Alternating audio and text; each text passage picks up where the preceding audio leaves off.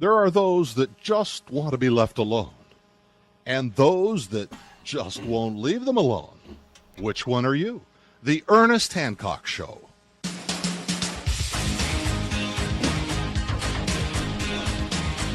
Now we're getting right to it here on Declare Your Independence with me, Ernest Hancock, here in beautiful Phoenix, Arizona, where it's very warm. It's very nice. You know, I wanted to bring this up because this goes right into what I know is going to happen. You're not allowed to dissent. You're not allowed to get outside the system. You're not allowed. Now, there is, let me go ahead and show you this. It's called Bountiful Baskets here. Now, this is a national thing, and this is a local newspaper was talking about this. Good thing we stumbled upon Bountiful Baskets, a volunteer-run service that offers produce at less than dollar store prices. It's quick and easy. Just pre-order a basket online for $15 and pick up your fruits and veggies at one of the listed sites. We love their concept of mystery baskets, which force buyers to try foods they might not otherwise eat, like pygmy pineapples, rainbow chard, blah, blah, blah, blah, blah. Now, you go to the national interface with this is Bountiful Baskets Food Co-op. Now, what they do is it says all states, start time, Mondays at noon Mountain Time, end time, Tuesdays at 10 p.m. Mountain Time. So from noon on Monday to the evening on Tuesday, the next day, 24, 30, you're looking at about 30-something hours. You got this window that you can order. And you say, all right, I want one basket, two baskets. I want some organic, whatever. You may pay a little extra. I want. Then Saturday, they have different pickup locations, and your name is on a list. I paid with my credit card. I put in whatever. I said, however you pay for it. I haven't done it yet, but I have some friends that have. So I imagine they're using a bank card or something. But you go in, I guess you could be an account and give much money. I don't know. But they have every week, you go in Saturday, and they have these big laundry baskets that are just full of vegetables and fruits and different stuff. You order them, and they go out and take that money and they purchase it from local grocers. Now, some of the stuff, they can get a good deal. You're not growing bananas in Arizona, so they may get it off of some lot that came from, Chihuahua or whatever, doesn't matter.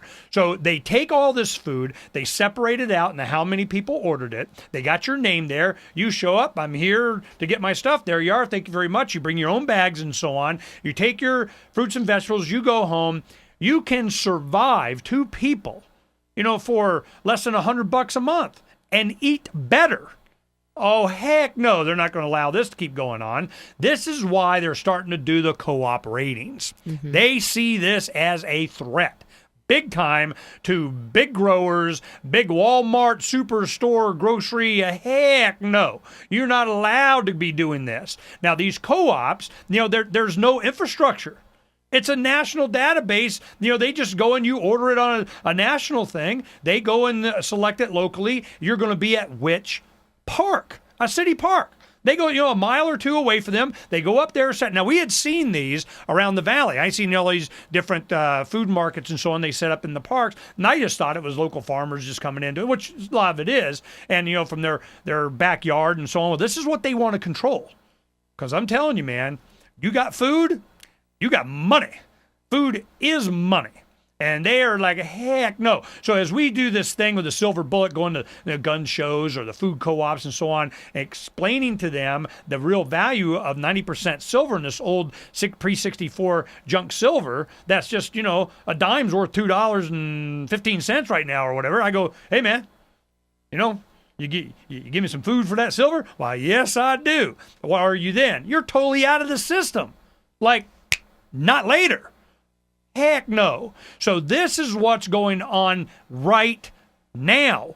Right, not later. You can sustain yourself cheaply with quality organic products from your local growers right now. What was 510 put in there to do? To protect us from what, Gene? Protect us from healthy food. I mean, they're wanting to take it away from us. So this is how they're doing it.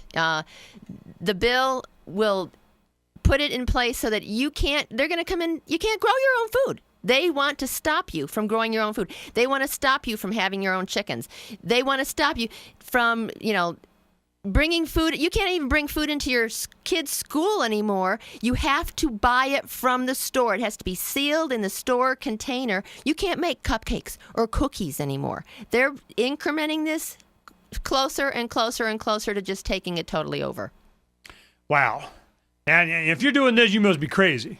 Are you crazy? If that's the definition of crazy, then I guess so. Well, they're getting the definition. I'll throw this up here. You guys got to see this. I remember we had this before, and of course, they're doing this with confirmed psychiatric manual, DSM-4-TR labels 3 free thinkers, nonconformers as mentally ill. Now, this is one thing, they got to come up with new crazy labels, all right? Yeah. Well, yeah, we're crazy. Now, Alex Jones had this up, and he made a big deal out of it, which was good for him to do.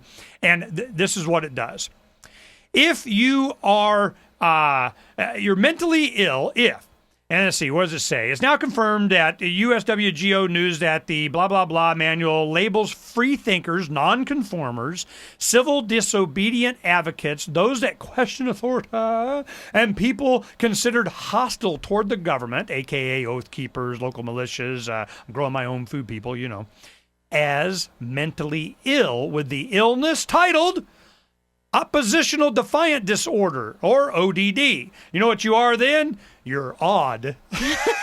I'm odd. You're odd. You're mentally and they have something like that for food too. What do they call that? Well, it's for the food, there's food disorders, like anorexia, bulimia, people who have these food disorders. Well, they're calling us in this, it's called orthorexia. If we read our labels, orthorexia. Okay. So if I'm wanting to know what natural flavors are, I'm crazy. Absolutely, Ernie. Crazy. Absolutely. But I want to explain a little bit about how they're going to do Codex. They're using toxicology for Codex. And I want to explain this because it's important that we all understand it. When they look for the LD50, and that is where they'll feed small amounts of poison or toxins to mice until 50% of them die. And then they calculate that out to what would it take for humans. And that's how they get the LD50. And within Codex, they're going to then go to the other end of the spectrum, and they're going to feed these mice itsy bitsy teeny weeny bits until they know that this is the discernible difference. So they're going to back up to there's no difference, no discernible difference. And then they're going to divide it by 100. And that's what you're going to be allowed for vitamin C. That's what you're going to be allowed for vitamin A. 1/100th of what matters. 1/100th of what you need. And that's how they're going to deal with our vitamins and our nutrition. So it's a central plan for my health, right? Yes. I got a central plan. The king's going to tell me what's good for me because I don't know what's good for me. I'm not allowed to know what's good for me. I'm not allowed to buy what's good for me. I'm not allowed to grow what's good for me. I'm not allowed to certainly advocate what's good for me. So I'm going, okay. What can we look forward to in the future with this mentality that they have? How would they use and abuse this power? Once they psyop me into thinking that they're... It's not that they think that we'll believe that, the government, they really love me and they're going to be able to determine what's good and bad for me and they'll decide, what the label is. And then you got the special interest, they'll start complaining, whatever. So as long as they get to have their little natural flavor thing, on there, okay, we got a label here, has everything in there. We don't have high fructose corn syrup, but we get to put the very end, less than 2% of what's in here is natural flavorings, which is what? It says natural flavor. It's natural. That's what it is. It's a flavor. So we derive it from, whatever the heck we want. So I'm going, okay. So am I allowed to know the devil in the details? Well, if you start looking, you're crazy. Well, we're going to find out just how crazy we really are when we come back here on Declare Your Independence with me and my special guest, Janine Zucker. We'll be right back.